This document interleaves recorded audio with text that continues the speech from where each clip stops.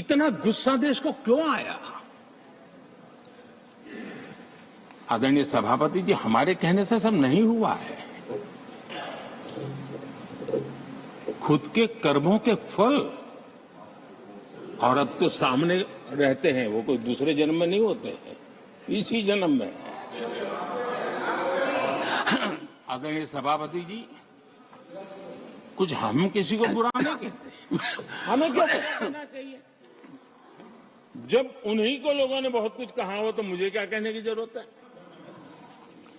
मैं एक वक्तव्य सदन के सामने रखना चाहता हूं। मैं पहला कोट पढ़ रहा हूं। सदस्यगण जानते हैं, ये कोटेशन है। सदस्यगण जानते हैं कि हमारी ग्रोथ धीमी हो गई है और फिस्कल डेफिसिट बढ़ गया है। महंगाई दर बीते 2 वर्षों से लगातार बढ़ रही है। करंट अकाउंट डेफिसिट हमारी उम्मीदों से कहीं अधिक हो चुका है। ये कोट मैंने पढ़ा। ये किसी भाजपा के नेता का कोट नहीं है, नहीं ये कोट मेरा है।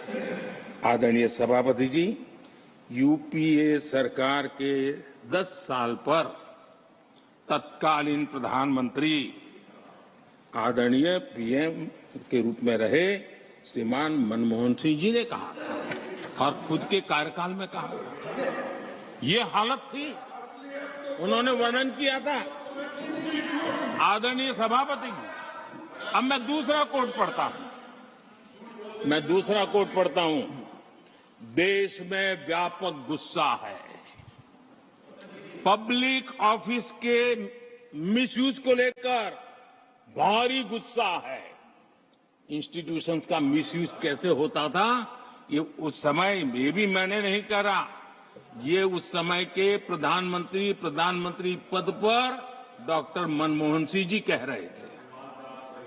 उस समय भ्रष्टाचार को लेकर पूरा देश सड़कों पर था, गली गली में आंदोलन चल रहे थे। अब मैं तीसरा कोट पढ़ूंगा।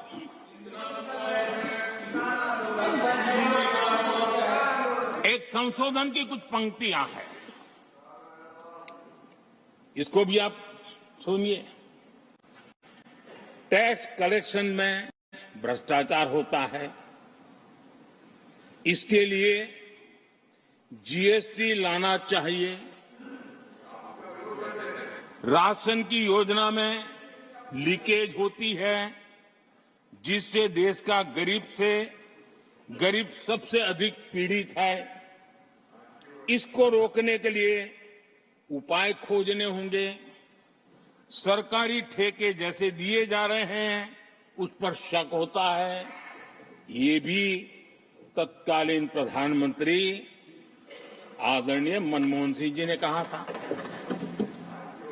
और उसके पहले और एक प्रधानमंत्री, उन्होंने ये कहा था कि दिल्ली से 1 रुपया जाता है, 15 पैसा पहुंचता है। सुधार, बीमारी का पता था, सुधार करने की तैयारी नहीं थी। और आज बातें तो बड़ी बड़ी की जा रही है। कांग्रेस के 10 साल का इतिहास देखिए। फ्रेजाइल 5 इकोनॉमी में दुनिया में कहा जाता था, मैंने दुनिया कहते फ्रेजाइल 5, पॉलिसी पैरालिसिस, ये तो उनकी पहचान बन गई थी। और हमारे 10 वर्ष टॉप 5 इकोनॉमी वाले।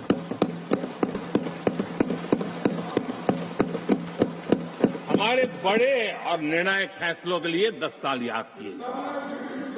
आदरणीय सभापति जी, हम उस कठिन दौर से बहुत मेहनत करके, सोच समझ करके देश को संकटों से बाहर लाए हैं। ये देश ऐसे ही आशीर्वाद नहीं दे रहा है। आदरणीय सभापति जी, यहाँ सदन में अंग्रेजों को याद किया गया। Unbecoming conduct. Please continue. No please please. आदरणीय सभापति जी, इस सदन में अंग्रेजों को याद किया गया। अब राजा महाराजाओं का तो अंग्रेजों के साथ गहरा नाता रहा था उस समय, तो अब मैं जरा पूछना चाहता हूं कि अंग्रेजों से कौन इंस्पायर्ड था। मैं तो ये तो नहीं पूछूंगा कि कांग्रेस पार्टी को जन्म किसने दिया था, ये तो मैं नहीं पूछूंगा। आजादी के बाद भी देश में गुलामी की मानसिकता को किसने बढ़ावा दिया।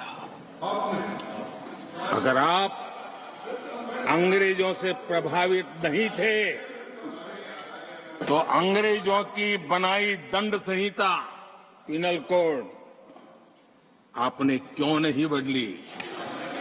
आदरणीय सभापति जी, अगर आप अंग्रेजों से प्रभावित नहीं थे तो अंग्रेजों के जमाने के सैकड़ों कानून क्यों चलते रहे। आप अगर अंग्रेजों से प्रभावित नहीं थे तो लाल बत्ती कल्चर, ये लाल बत्ती कल्चर इतने दशकों बाद भी क्यों चलता। अगर आप अंग्रेजों से प्रभावित नहीं थे तो भारत का बजट शाम को 5 बजे इसलिए आता था क्योंकि ब्रिटिश पार्लियामेंट का सुबह शुरू होने का समय होता था। ये ब्रिटेन की पार्लियामेंट के समय के अनुकूल शाम 5 बजे बजट की परंपरा क्यों चलाए रखी थी आपने। कौन अंग्रेजों से इंस्पायर था। अब आप अंग्रेजों से प्रेरित नहीं थे तो हमारी सेनाओं के चिन्हों पर आज भी गुलामी के प्रतीक अब तक क्यों बने हुए थे। हम एक के बाद एक हटा रहे हैं। अगर आप अंग्रेजों से प्रेरित नहीं थे तो राजपथ को कर्तव्य पथ बनने के लिए मोदी का इंतजार क्यों करना पड़ा। आदरणीय सभापति जी, अगर आप अंग्रेजों से प्रभावित नहीं थे तो अंडमान और निकोबार इन द्वीप समूहों पर आज भी अंग्रेजी सत्ता के निशान क्यों लटके पड़े थे। आदरणीय सभापति जी, अगर आप अंग्रेजों से प्रभावित नहीं थे तो इस देश के सेना के जवान देश के लिए मन मिटते रहे, लेकिन देश के जवानों के सम्मान में एक वॉर मेमोरियल तक आप बना नहीं पाए थे। क्यों नहीं बनाया। अगर आप अंग्रेजों से इंस्पायर्ड नहीं थे, प्रभावित नहीं थे तो भारतीय भाषाओं को हीन भावना से क्यों देखा। स्थानीय भाषा में पढ़ाई के प्रति आप लोगों की बेरुखी क्यों थी। आदरणीय सभापति जी, अगर आप अंग्रेजों से प्रेरित नहीं थे तो भारत को मदर ऑफ डेमोक्रेसी बताने में आपको कौन रोकता था। आपको क्यों महसूस नहीं हुआ कि दुनिया में। आदरणीय सभापति जी, मैं सैकड़ों उदाहरण दे सकता हूं कि आप किस प्रभाव में काम करते थे और देश को सुनते ये सारी बातें याद आने वाली है।